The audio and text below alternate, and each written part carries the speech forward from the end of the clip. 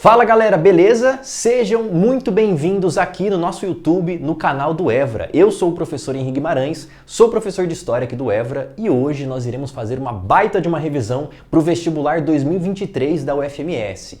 Mas antes da gente entrar na resolução das questões, eu quero te convidar a conhecer um pouco mais sobre o nosso trabalho, tanto do Evra quanto o meu. Então conhece um pouquinho mais do Evra Vestibulares lá no Instagram, conhece o meu Instagram, Prof. Henrique Guimarães, dá uma olhada lá, a gente tem um trabalho bem bacana. O Evra vem com uma proposta bem diferente para a educação, tanto de Campo Grande, Mato Grosso do Sul, de onde nós somos de maneira presencial, mas também com os nossos cursos e disciplinas isoladas de maneira online, tá? Então você pode acompanhar a gente pelo nosso site www.evravestibulares.com.br. Lá tem bastante informação interessante para você, inclusive a nossa prova, que eu vou resolver com vocês aqui, vai estar lá disponível para vocês terem acesso e conseguirem acompanhar aqui ao longo da aula, tá? Tranquilo? Espero que sim, espero que você aproveite bastante essas revisões que estamos fazendo aqui e que fique muito frutífero para você, beleza? Seguinte, ó, para você ter noção, antes de eu entrar na resolução da questão aqui, eu quero fazer uma análise com você sobre essa prova. Já tem uns anos que a gente trabalha com a prova do UFMS, a gente bate na tecla que é preciso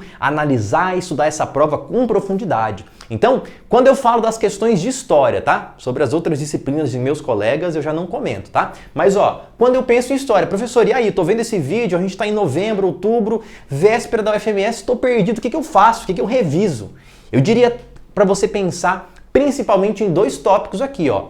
Primeiro, história regional, ou seja, história de Mato Grosso do Sul. Ih, professor, aí lascou, né? Sou do Paraná, sou de São Paulo, sou de Espírito Santo, e aí o que eu faço? Nunca ouvi falar de história de Mato Grosso do Sul. Ó, respira, calma, porque boa parte dos meus alunos aqui de Mato Grosso do Sul também não conhecem, não ouvem falar na escola sobre história regional. Pensando nisso também, né, já aproveito para fazer um jabá para você aqui. Eu trabalho com história regional já tem um bom tempo, tanto na graduação, no mestrado e também trazendo essas linguagens aqui para as aulas de vestibular, para ensino médio. Então eu tenho um curso somente sobre história de Mato Grosso do Sul. Se você tiver interesse, também pode entrar lá em contato com a gente pelo Evra, tanto pelo site, tanto pelo Instagram, ou até mesmo pelo meu, né? E você vai conseguir ter mais informações. E aí, se você pensar nessas questões, tirando de lado a questão regional, vale a pena você dar uma olhada nas questões de história contemporânea. Aí você pensa, professor, aí você me matou, né? Porque, pô, se eu analisar a história contemporânea desde o início da Revolução Francesa, 1789, até os dias de hoje, ainda tem muita coisa. Sim, tá? Mas a UFMS todos os anos dá uma grande preferência para as questões que envolvem história contemporânea. Revolução Russa, crise de 29, as guerras mundiais, contexto de Guerra Fria, entre outros assuntos, tirando a parte de história do Brasil, que ainda também privilegia muitos assuntos ali da história contemporânea, principalmente do período republicano. Beleza? Só para você ter uma noção. Eu diria para você também, fora a questão de conteúdo, que as provas da FAPEC, né, no caso da UFMS, a UEMS aqui, que são as provas regionais para nós, elas possuem dois modelos, né, de questão. Qual que é a ideia da questão? Vou mostrar isso para você na prática quando a gente estiver resolvendo. Mas ó, funciona da seguinte maneira. Geralmente tem uma questão que tem um texto, pode ser uma música, pode ser um texto de algum historiador, de algum jornalista, remetendo àquele assunto para você usar mais uma questão talvez de caráter interpretativo, sabendo o conteúdo e conseguir analisar ali. E outra questão que diz o seguinte, olha só, nós vamos ver na primeira questão que eu resolvi com vocês, a respeito da Era Vargas, 2 pontos. Ele tem várias alternativas com um textão enorme, tá? Então esses dois modelos de questão predominam na prova da UFMS há uns bons anos e você vai perceber isso comigo aqui na prática enquanto resolvemos as questões. Tudo bem? Guarda bem essas informações, né? Só para frisar, nós faremos essa revisão com base na prova de 2022. Vou resolvê-la completa com você aqui, tá? Já está disponível no nosso site www.evravestibulares.com.br. Entra lá e acessa, tá? Eu vou fazer com vocês as questões de números 51 até 59, com um asterístico aqui e uma exceção, tá? Não faremos a questão número 58, porque ela foi anulada, tem um erro lá. E eu também não vou explicar para você o porquê que ela tá errada, tá? Porque eu não quero achar pelo em ovo, já foi anulada, fica tranquilo, você não precisa se preocupar com isso agora. Beleza? Então bora lá, vamos resolver essas questões. Retomando com vocês, vamos fazer a questão aqui, ó. A gente começa com a questão 51. Pega lá no site e acompanha comigo, ó. Ela fala o seguinte, bem naquela característica do modelo que eu abordei com vocês, ó. Sobre a ascensão de Getúlio Vargas à presidência da República no Brasil, é correto afirmar que... Então, quando a gente está falando de um governo de um camarada chamado Getúlio Vargas no Brasil, então a questão de história do Brasil, você tem que relembrar comigo, esse processo vai iniciar com a chamada Revolução de 1930, né? Um assunto que a gente pode ver como problemático, alguns vão chamar de revolução, outros vão chamar de golpe, né? A gente não consegue classificar talvez tão bem esse modelo, de fato foi um golpe, mas não deixa de ser uma revolução e esse nome que ficou na história. Não vamos entrar nesse debate agora, porque o nosso objetivo aqui é entender. Beleza, quando a gente fala desse processo aqui de deposição, né, nós vamos ter uma ideia, basicamente, quando eu penso em Revolução de 30, nós tivemos ali eleições, tá? E um camarada que deveria ser o presidente era chamado Júlio Prestes. Ele que ganhou as eleições, por indicação de um outro camarada que já era presidente da República, chamado Washington Luiz. Tá? Então esse Washington Luiz, quando indica Júlio Prestes, todo aquele ideal que nós já rebatemos e conversamos num período que nós chamaremos de República Velha, né? O próprio termo República Velha foi criado pelo próprio Vargas, né, para falar, olha, agora é uma questão velha, agora vem a Segunda República, ou uma República nova, tá? Nós veremos depois em outros momentos que talvez não foi tão nova assim. Tudo bem, vamos ver as questões aqui, o que ele fala para nós, o que pode ser interpretado com essa breve retomada que eu fiz com você aqui. Não liga a letra feia, né? O professor escrevendo rápido, a letra fica feia mesmo.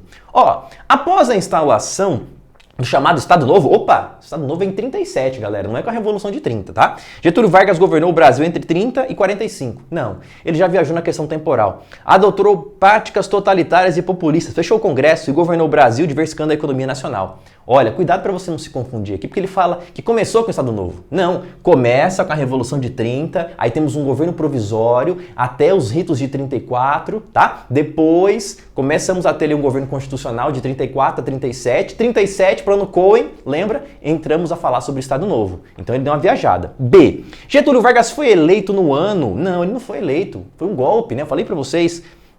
Conturbadas as eleições, a vitória nas urnas foi garantida após a garantia do apoio da elite cafeeira. Não. Fraudando as eleições. Não. A alegação do Getúlio, no caso, era que Júlio Prestes e Washington Luiz tinham fraudado as eleições, tá?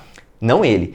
C. A Revolução de 32, constitucionalista de 32, protagonizada pela elite paulista, lutou pelo fim do monopólio político mineiro e pelo retorno da Constituição brasileira, trazendo como representante da mudança o político gaúcho Getúlio Vargas. Não, galera. A C não pode ser. A Revolução de 32 vai lutar contra Vargas, exigindo uma Constituição, tá? E não trazendo ele como representante da mudança. A letra D. A Revolução de 30, falamos agora, que permitiu a chegada de Vargas ao comando do Brasil. Depôs o Washington Luiz, sim. Impediu a posse do candidato eleito Júlio Prestes, sim. Colocando fim à chamada República do Café com Leite ou Política dos Governadores. Sim, galera. Ficou muito mais claro, vou até colocar em outra cor aqui para a gente conseguir diferenciar. A letra D já é a nossa alternativa correta. Vamos ver por que a E não pode ser, só para a gente terminar aqui. Vargas assumiu a presidência do país com o apoio do movimento tenentista no Brasil, evento que colocou tenentes, classe média e aristocracia contra os militares, que dominavam o cenário político desde a ascensão de Deodoro como mandatário da Nova República. Ele viajou bonito aqui, né? Ele misturou Nova República, que é um período lá na frente, colocou que os militares estavam governando. Não estavam, galera. Viajou total. Não pode ser a letra E. Beleza? Tranquilos? Vamos para a próxima questão. Questão 52. É uma questão que se você começa a ler aqui, você fala, ih, professor, molhou o pé do frango, né? Porque não falou nada de período histórico aqui. Organização do trabalho e utilização da mão de obra livre no Brasil. Passou por vários estágios, aí beleza. Porém, foi no período republicano que mudanças significativas ocorreram e passaram a fazer parte do cotidiano dos trabalhadores. Acerca do que? Olha essa palavra. Da conquista dos direitos por trabalhadores livres, é correto afirmar que. Então a gente está falando de trabalho no Brasil. É interessante você analisar comigo e ele já fala, por exemplo, falando de trabalho, vamos retirar essas informações para você ter uma ajuda aqui, né? Ele falou sobre república, beleza. E ele falou uma palavra-chave para você poder entender. Cuidado que os vestibulares vêm se modernizando, tá? Conquista de direitos. Qual é o sentido da palavra aqui, professor? O sentido é você analisar comigo que foram conquistas, né? Então, olha, ninguém dá nada para ninguém, costumo dizer isso aos meus alunos. Então, Getúlio Vargas não deu direitos trabalhistas quando a gente analisa o trabalhismo no Brasil, tá? Os trabalhadores conquistaram seus direitos. Uma informação importante aqui para a gente poder pensar essa questão. Beleza? Vamos analisar tópico por tópico? A alternativa A fala para nós: a principal conquista ocorrida durante o período republicano foi a libertação dos últimos cativos e o fim definitivo da escravidão no Brasil com a assinatura da Lei Áurea. Não, galera, ó, a letra A fala para nós que foi do período republicano que terminou. Não, ó, 1888 nós temos o processo de abolição, tá? E quando nós temos aqui, numa questão temporal para você analisar, já conseguiria eliminar. 89, nós temos o quê? A República no Brasil. Então, por uma questão temporal, você já eliminava. Foi no período imperial que os cativos foram libertados, né? Letra B. Foi a Revolução Industrial que causou impacto na legislação trabalhista brasileira, quando os primeiros sindicatos e organizações revolucionárias foram criadas ainda durante o século XVIII. Não, galera. Século XVIII no Brasil, a gente está falando de processo escravista, da escravização tanto de pessoas de africanos, tá? Tanto de indígenas também no território. Então não é Revolução Industrial.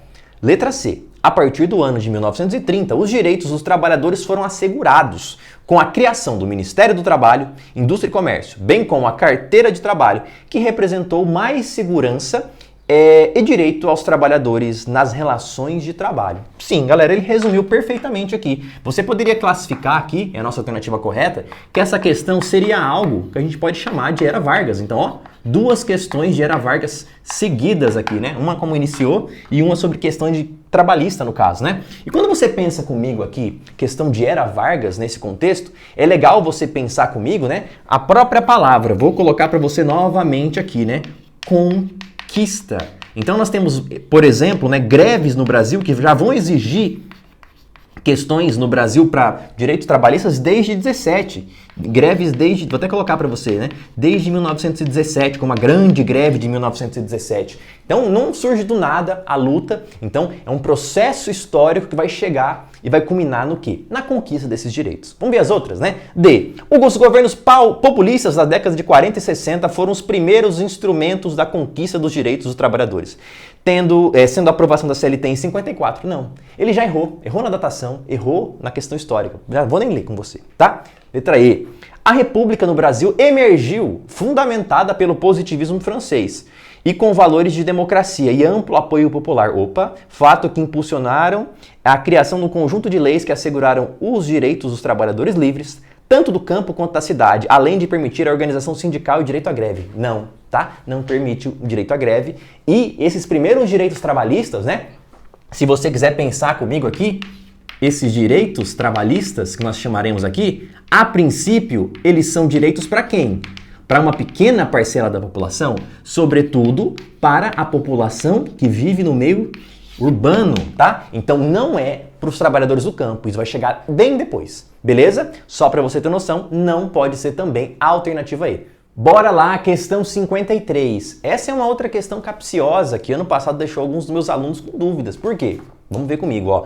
O mega evento musical Live ID foi realizado no dia 13 de junho de 85, na cidade de Londres e na Filadélfia, e contou com a participação de inúmeros grupos musicais como os cantores de muito sucesso, como Queen, Paul McCartney, Elton John, David Bowie, U2, Sting, Black Sabbath e Judas Priest. Com público total de 160 mil pessoas e transmissão ao vivo para quase 2 milhões de pessoas em 150 países. Gente pra caramba. Esse evento foi realizado com o objetivo de arrecadar fundos para combater a fome na Etiópia. A Etiópia é um país que fica no continente africano. Além do entretenimento, a promoção desse mega show deve ser associada. Você fala, professor, de novo aqui, lascou comigo. Não falou de período histórico, tá falando de quê? Isso aqui é de história mesmo? Tá falando de show? Tá, galera, tá falando de que ano aqui, né? Vamos pensar. Novamente falo para você, uma outra questão que envolve questão de história contemporânea. Nós já fizemos duas questões aqui. E nessas duas questões, duas de Era Vargas e uma aqui, novamente, sobre história contemporânea, ou seja, estamos falando do ano de 1985. O que ele está conversando com a gente aqui para você pensar, basicamente? Ano de 1985 é um contexto, principalmente para quando a gente fala aqui, né? Nós falamos de quê? Vamos retirar mais informações. Etiópia, ou seja, vou colocar genericamente aqui como África, ou seja, como continente africano. E nós estamos falando de quê? Combate à fome. Beleza. Você já conseguiu tirar algumas informações. Vamos agora ler as alternativas para a gente poder ter uma maior dimensão dos fatos, tá? Ó, letra A. Ao processo de globalização, que buscou combater o welfare state como instrumento de dominação política e social no continente africano. Não, galera. Misturou o estado de bem-estar social com globalização, viajou totalmente, tá? Não pode ser letra A. Letra B. A normatização do que ficou conhecido como Partilha da África. Não, ele tá falando de Conferência de Berlim, será que é isso que ele queria falar? Conferência de Bandung? Não, galera, não. Ó, já que coube aos Estados Unidos e à Inglaterra explorar os espólios da Guerra Civil Etíope. Totalmente viajado, galera. Você não tem que saber de contexto nenhum disso aqui, tá? Ó, questão C, alternativa C. A diminuição das mazelas causadas por século de exploração imperialista, tá? E colonialista da África. Na África, o que gerou fome e miséria. E no final do século XX, epidemias de doenças como a AIDS, causadas pela pobreza e falta de informação, tá? Dá pra gente poder debater um pouco essa questão C, né? Como foi colocado as práticas aqui. Mas uma coisa interessante, né, que é a nossa alternativa correta, você pode bem ver, ele fez um grande resumo de algo que a gente vai chamar de imperialismo, tá? E também colonialismo. Algo muito interessante para a gente poder analisar aqui. Ou seja, a pobreza que ele mencionou no início, lá no comando da questão, eu costumo dizer isso para os meus alunos. Galera, o continente africano não é pobre. Ele foi empobrecido, né? Então a gente pode chamar isso aqui, como uma história, um processo, né, de empobrecimento. Ou é um P aqui, né? Perdão. Empobrecimento, tá? Qual que é o sentido disso aqui? O continente africano era riquíssimo, galera. Ele é riquíssimo, tá? De questão cultural nem se fala, mas estou falando de questão financeira, tanto de questões interessantes que existiam ali, mas devido a um processo que a gente vai chamar na história de imperialismo e de colonialismo, o continente africano foi cada vez mais ficando empobrecido. Então, quando a gente fala aqui que esse evento ele vai ser uma iniciativa para tentar diminuir, não vai ser uma questão assim, ó, vamos fazer esse evento aqui e vai acabar com os problemas e as mazelas sociais do continente africano. Não vai acontecer isso. Por quê? Não é uma questão estrutural, sim, é uma questão paliativa, né? Ano de 85 também, como a própria questão menciona para vocês aqui, né? Nós temos uma doença que vai ficar muito... vai aparecer muito no cenário global, na mídia, muitos atores, cantores famosos vão padecer sobre a grande mazela que vai ser a AIDS nesse contexto, né? A falta de acesso à informação, que as pessoas não sabiam como se proteger, como usar métodos contraceptivos, né? Como usar, por exemplo, a camisinha que tinha sido inserida nesse contexto para que as pessoas não transmitissem DSTs também. Tranquilo, só para você ter essa noção. Vamos ver a letra D, né? Porque, ó, a luta contra o apartheid. Falou em apartheid, aproveita para a gente poder relembrar, tá? Então a gente lembrou aqui, ó, conosco, né? Ele falou sobre a luta contra o apartheid. Apartheid você vai relembrar comigo que é no contexto da África do Sul, tá? Isso aqui podia ter pegado você, porque às vezes a gente tem uma péssima mania de generalizar o continente africano, ou seja, achar que a África é tudo igual. Não é tudo África, galera, é um continente enorme, tem vários países, dezenas de países, tá? Aí ele fala, política segregacionista que separava brancos e negros, tá? Até aí beleza. Em todo o continente africano? Não, galera. É na África do Sul, né? Se você não sabe onde é a África do Sul, eu costumo dizer que é o pé da África. Fica bem lá embaixo. Teve Copa do Mundo, 2010, né? Tranquilos? Então não pode ser. Letra E. Ao combate da exploração capitalista, já que os grupos musicais supracitados formam o que se denomina como rock de opinião, remanescentes do teatro opinião de meados do século XX, não. Em suas letras era notável a aversão das práticas de exploração do terceiro mundo. Viajou totalmente, né? O rock vai ser uma questão de contestação social, com certeza, nascendo ali na década de 50 para a década de 60, mas esses camaradas aqui não são remanescentes do teatro opinião, que é uma questão do Brasil. Olha lá, misturou tudo, viajou. Só pode ser a alternativa de letra C mesmo. Tranquilos, sem dúvidas? Olha só, voltamos, questão 54. E a questão 54 é o quê? Uma outra questão que eu já mencionei para você lá no começo da aula. É uma questão de história de Mato Grosso do Sul, tá? Então, questão de história regional ou história de Mato Grosso do Sul, você pode entender assim. E ó, uma curiosidade para você bem interessante. Todo ano, guarda essa informação. Os caras têm uma dificuldade enorme de fazer questões de história regional. E aí todo ano eles inventam o quê? Uma questão sobre monções. Eu estou dando até a resposta da questão para você.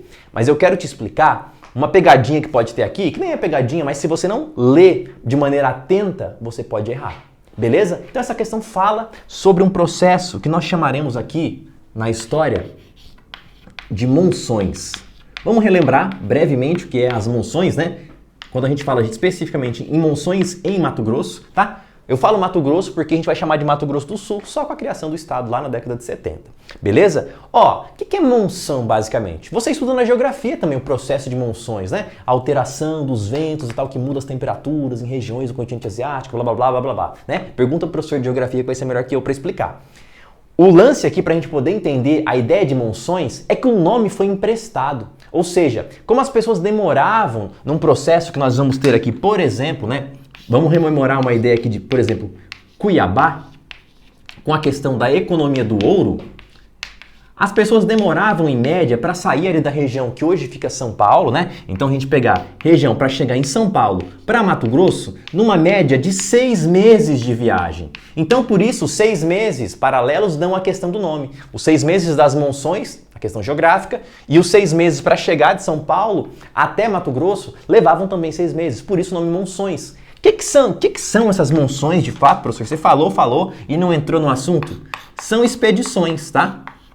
A sua prova pode chamar de expedições fluviais ou, já apareceu assim também em outras provas, fluvioterrestres. Por quê? Porque em determinados momentos eles não vão conseguir ir somente pelos rios, vão ter que atravessar a pé também. Então por isso fluvioterrestres, fluvioterriais pode aparecer. Beleza? Mas olha o texto para você ler comigo que você vai ver onde está a palavra que eu quero explicar para você. Evento fundamental para a incorporação do extremo oeste do território português na América aos centros de poder. Transpassou o território estadual de Mato Grosso do Sul, de um lado a outro. Descobriu novos caminhos.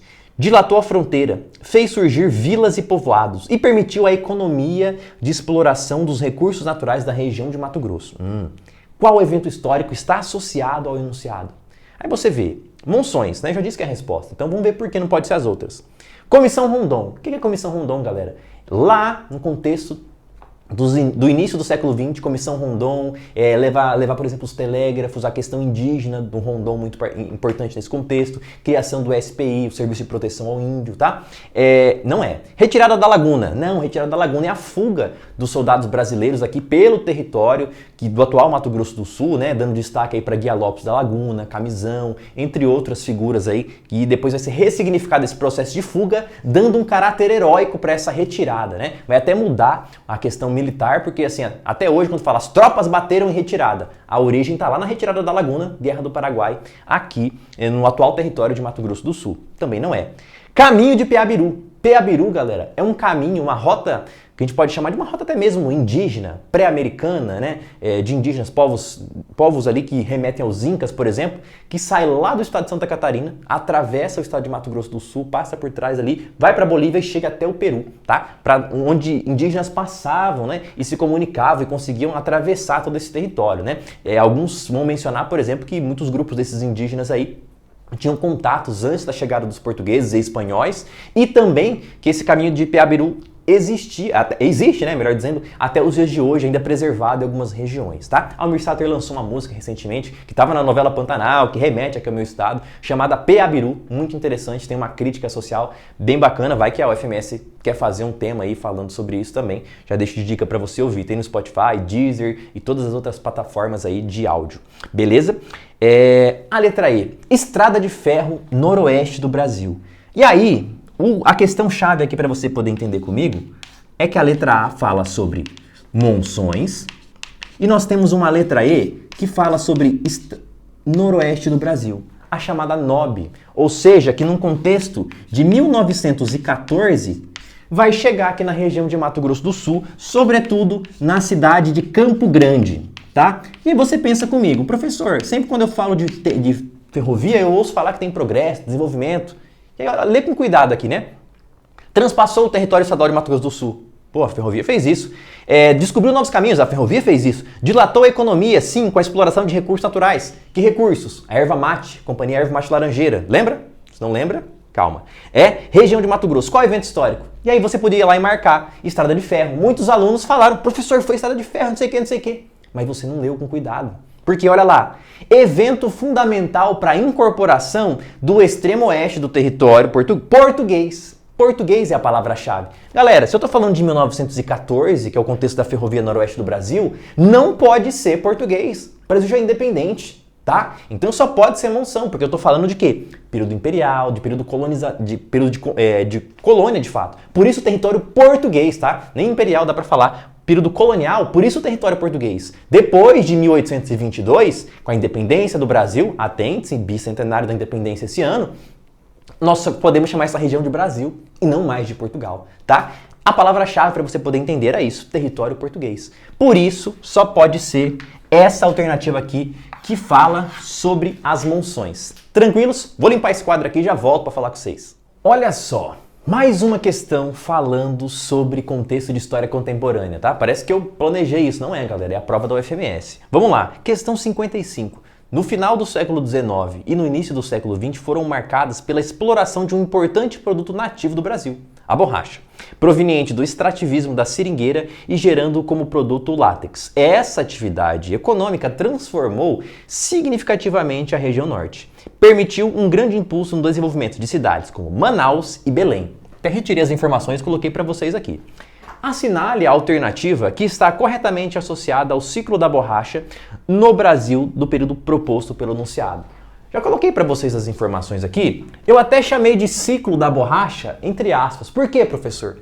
Porque quando a gente pensa em ideia de ciclos econômicos no Brasil, eu acho muito complicado, porque entra na cabeça do aluno o seguinte: começou um ciclo para o Brasil, ciclo da cana, ciclo do ouro, ciclo do café, ciclo da borracha, ciclo da indústria. E aí, ciclo da soja hoje em dia? Não é assim, né, galera? Então, assim, há uma diversificação econômica muito grande no Brasil desde o período colonial. Então, eu gosto de trabalhar de uma maneira mais abrangente, para a gente pensar uma história, talvez, sim, mais global nesse contexto. Tranquilos? Então, para a gente poder pensar aqui, uma outra questão muito importante quando fala de ciclo da borracha, e assim, 70%, 80% das questões quando a gente pensa nesse contexto, é a questão do Acre.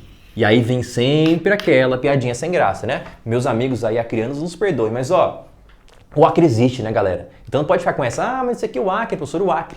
Então, desde quando o Acre existe no Brasil? Só pra gente poder pensar. A partir de um contexto de exploração do látex, tá? Desse chamado ciclo da borracha, nós teremos uma ideia chamada Tratado de Petrópolis, que vai modificar as fronteiras do território brasileiro, e isso num período que nós chamaremos aqui, na história brasileira, República Oligárquica, tá?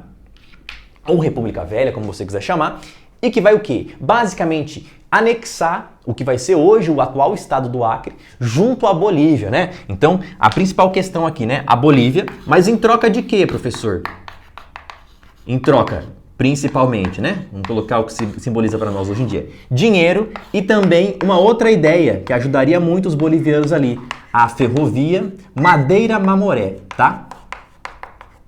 Então, graças a isso aí, nós teremos o quê? A anexação do Acre pelo território brasileiro, né? Importante a atuação de um camarada chamado Barão do Rio Branco, para quem pensa um dia aí em fazer provas, por exemplo, do Itamaraty, tá? Vamos ver se tem alguma coisa que fala sobre isso.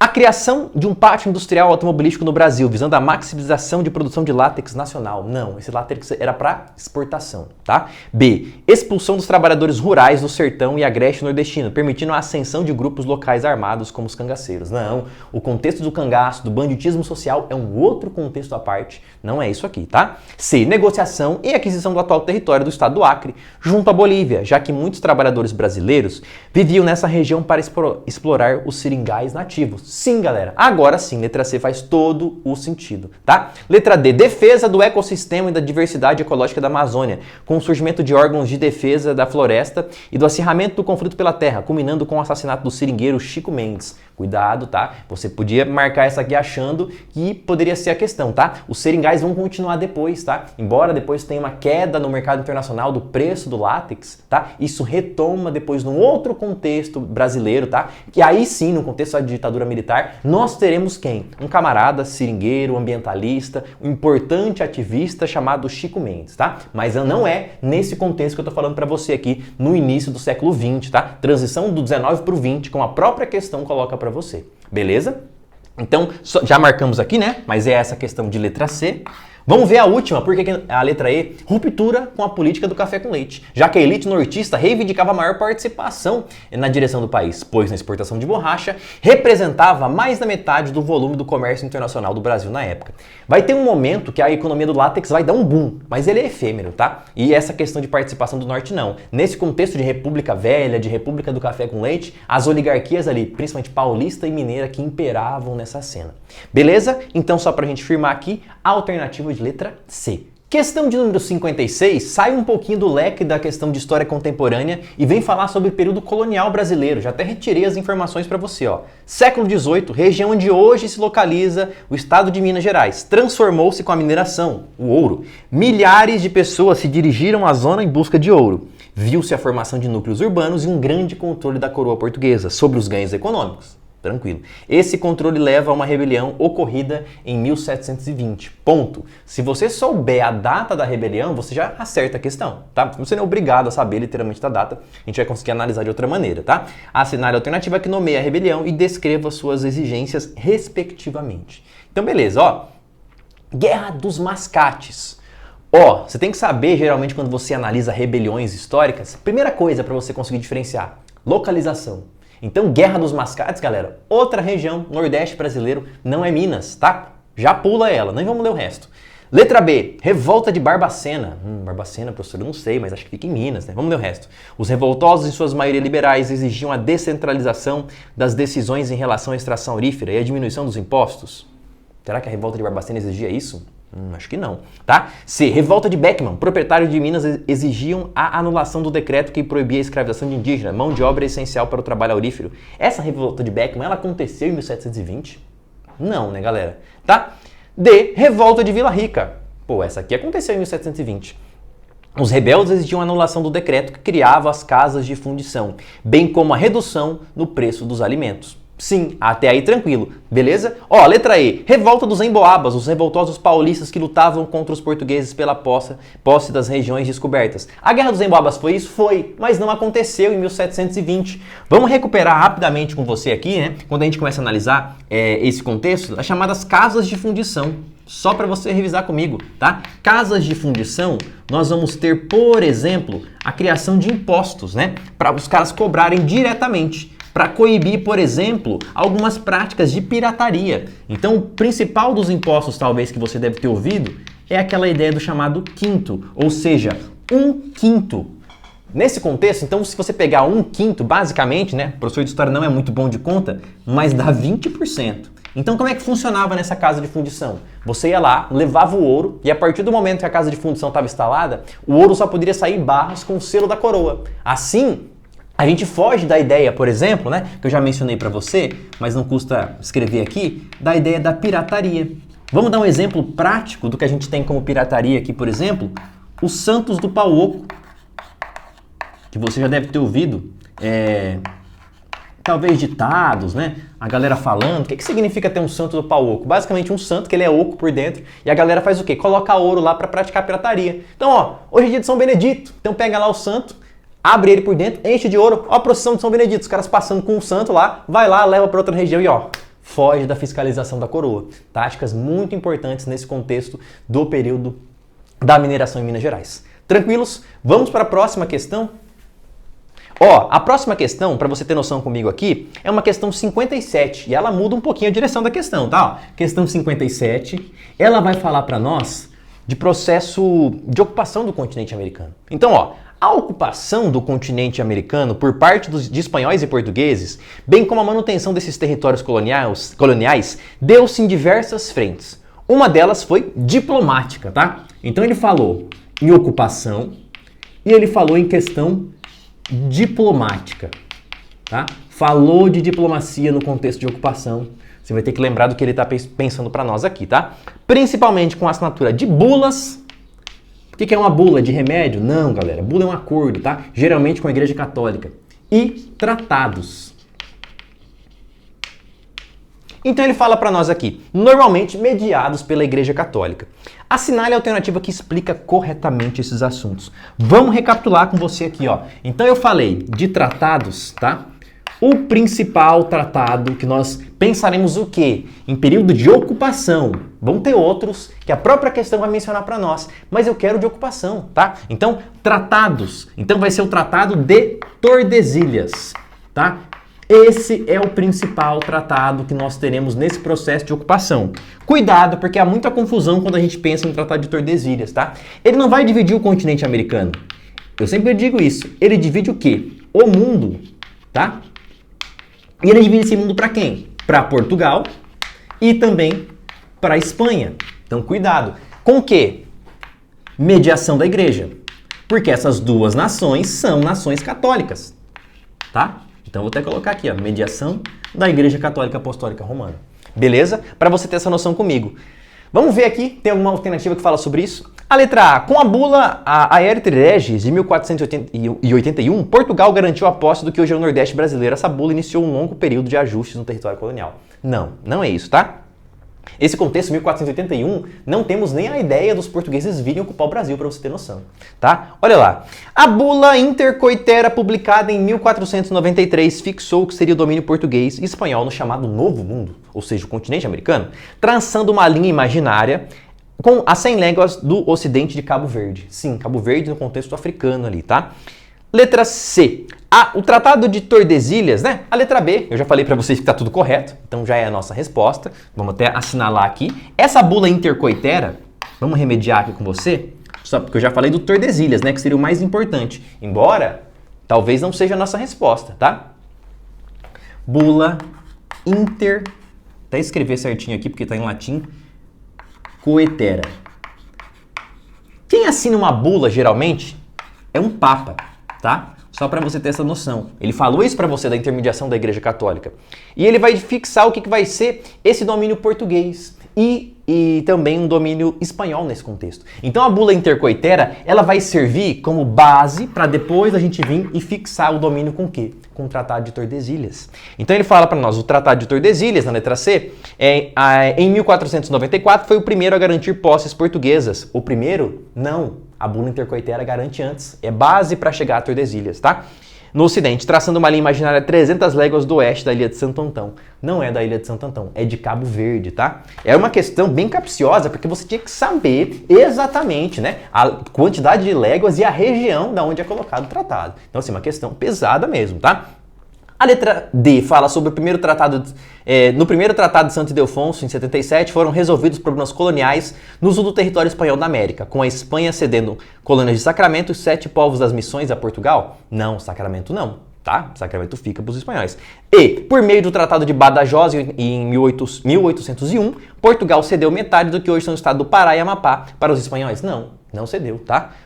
Então é por isso que não tem como aqui. Que na época estava em coligação com a Inglaterra para a colonização. Aí ele misturou tudo, não fez sentido nenhum. Só pode ser a nossa alternativa de letra B, ou seja, bula intercoitera, base para o nosso Tratado de Tordesilhas. Tranquilos, terminamos assim a nossa questão 57. Ó, a questão 58 foi anulada, eu vou pular, não vou querer achar que o motivo de que ela foi anulada, eu já sei porque eu ajudei a fazer recurso, mas para você aqui não interessa. Vamos para a nossa última questão, enquanto eu limpo o quadro aqui, a questão 59. Meu povo, vamos para a última questão aqui, questão 59. Já digo para você, tem um texto aí que é mais ou menos uma música da Carmen Miranda, composta por Luiz Peixoto e Vicente Paiva. Deixo para você ler, não vou ler aqui, mas basicamente a Carmen começa a responder uma grande crítica que ela sofreu na época. Porque a Carmen Miranda começa a fazer sucesso justamente rememorando questões o quê? Tipicamente, entre aspas, brasileiras, né? Então os balangandãs, o samba, né? As frutas tropicais, entre outras questões. E quando ela começa a fazer sucesso internacional, as pessoas olham para a Carmen e falam, olha, essa Carmen tá diferente. Ela não é talvez essa mesma Carmen, ela tá meio americanizada. Aí ela vai lá e faz essa música, dando uma baita crítica aí. É uma música interessantíssima. Procura ouvir depois. E aí tem um problema aqui, né? Ele fala, ó, a letra foi elaborada para a interpretação de Carmen Miranda, que a gravou em 1940, e responde a acusações da mídia e de setores da sociedade como um símbolo da cultura nacional. A cantora estaria se americanizando. Essa polêmica faz parte de um contexto histórico maior, ocorrido durante a chamada política da boa vizinhança na ditadura de Getúlio Vargas. Olha só, pensa comigo, 3 questões de Era Vargas numa mesma prova, né? Daria para explorar outros temas, né? Mas quiseram insistir na questão aqui. Então, o próprio exercício fala para nós aqui da figura de Getúlio Vargas. Nós temos que lembrar que essa política da boa vizinhança está inserida num contexto ali que vai, daqui a pouco a gente vai falar sobre esse contexto de Segunda Guerra Mundial, tá? Mas é anterior, beleza? Eu já digo para você, galera, que essa questão aqui é uma questão problemática, porque ela, sim, nós vamos analisar aqui, né? Eu já li a prova antes, né? Só para você ter noção, e quando a prova saiu a gente foi ver, talvez a gente vai ter uma alternativa mais correta ou menos errada. Então, assim, né? Outro problema que a gente tem às vezes com algumas dessas provas aqui da UFMS é isso. Aparecem algumas questões que podem dar margem para outras interpretações. Mas eu vou tentar fazer com você aqui, afinal, essa aqui não foi uma questão anulada, beleza? A letra A. Um plano para atrair o apoio político dos Estados Unidos à ditadura de Vargas consistia em demonstrar a vasta produção cultural nacional e seu poder mercadológico em países estrangeiros? Não. A ideia não era importar a cultura brasileira para os norte-americanos para que tivesse um pouco de dinheiro. Isso vai acontecer? Vai. A própria Carmen Miranda é um exemplo disso. Mas essa não era a ideia da política de boa vizinhança. É uma aliança, ou seja, uma aproximação, nós podemos dizer aqui, né? Vamos usar o quadro, uma ideia de aproximação, basicamente, entre Brasil, tá? E também os Estados Unidos da América. Só que não visava somente isso que está na alternativa. B. Percepção de como a cultura é parte importante na construção de uma nação. Com isso, o governo dos Estados Unidos solicitou à América Latina exemplos culturais para serem integrados na sociedade estadunidense? Não, não era essa a ideia. A ideia era uma troca ali e que os Estados Unidos conseguissem o quê? Controle sobre muitos desses países latino-americanos, beleza? A letra C, que é o nosso gabarito, já digo para você de antemão, a aproximação cultural entre Brasil e Estados Unidos em um período anterior à Segunda Guerra Mundial e que de simpatia por governos autoritários, o que atrapalharia a intenção hegemônica estadunidense no país. Aqui, galera, seria talvez a mais correta. Só que assim, o que é o problema aqui? Aproximação cultural entre Brasil e Estados Unidos em um período anterior à Segunda Guerra. Até aí tranquilo. E de simpatia por governos autoritários? Sim, os Estados Unidos historicamente têm simpatia com esses governos autoritários, visto que objetivava controlar alguns desses governos, né, conseguir questões de lucro. Mas quando ele fala ali, o que atrapalharia a intenção hegemônica estadunidense no país? Aí dá uma certa margem de interpretação, tá? Talvez se não tivesse essa parte ficaria mais correto ainda a questão. Mas a gente pode interpretar que talvez a questão quis dizer para nós aqui no sentido de que, olha, o Vargas, por ser uma política ditatorial, autoritária, não vai se colocar, se subjugar a várias questões que os norte-americanos queriam, que de fato isso vai acontecer, tá? Então, quando a gente tem, por exemplo, a aproximação dos Estados Unidos com o Brasil em outros governos, que vão colocar mais uma questão de subserviência, como o governo Dutra, como a própria ditadura militar, Operação Condor e outras questões que envolvem a atuação dos Estados Unidos aqui no continente americano, aí beleza, a gente pode ter talvez uma maior servidão, né? Um maior interesse, uma questão hegemônica dos Estados Unidos. Só para ilustrar para nós aqui. Então essa aqui ficaria como mais correta. A letra D, né? Já coloquei para vocês o gabarito aqui. Letra D, por que não pode ser? Construção dos símbolos nacionais artificializados. Condizentes com o ufanismo fascista pensado por Vargas. É que ele viajou, né? Viajou bonito. Que durante as tensões da guerra foram foram apropriados indevidamente pelos Estados Unidos. Viajou total. Sempre tem uma alternativa que dá uma boa viajada na questão histórica, né? Ó, letra E, valorização das matérias-primas brasileiras, formando arquétipos da cultura nacional e financiando suas apresentações em países com grande potencial de compra, como os Estados Unidos, como uma forma de divulgar a nação. Não, não é isso, galera. Então a gente ficaria aqui, de fato, com a alternativa C, mas dizendo para você, logo de fato, que essa aqui seria talvez a alternativa, assim, mais correta e menos errada, né? Fica o cargo para você poder interpretar esse processo. Tranquilos? Ufa! Terminamos de fato aqui a nossa revisão para a sua prova da UFMS 2023. Eu espero que de fato essa revisão e essa aula tenha sido um verdadeiro acontecimento histórico na sua vida e me despeço aqui de vocês, desejo a todos e todas uma boa e excelente prova da UFMS para você que vai fazer. E se precisar de alguma coisa, algum contato, alguma questão, por favor, entre em contato com a gente aí. O Évora prepara novidades muito importantes para o ano de 2023 também. Um grande abraço e até as próximas!